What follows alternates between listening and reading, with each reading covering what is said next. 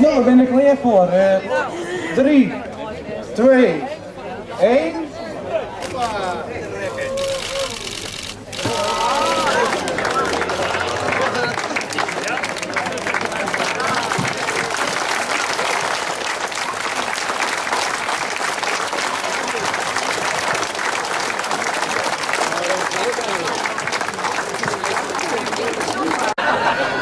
Geweldig.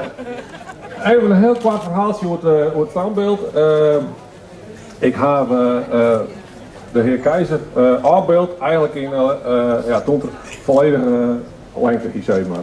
En dus net, hij had op een gegeven moment ook nog een groeispurt gewoon. Dus dit is na de groeispurt. Er zat hier een oude zielhender rond, maar wandelstak en 3 kwart jas en hoed op. Dus en beelden worden natuurlijk in verschillende maten maken. Ik had echt geweldig mooi gevonden om dit project mee te werken.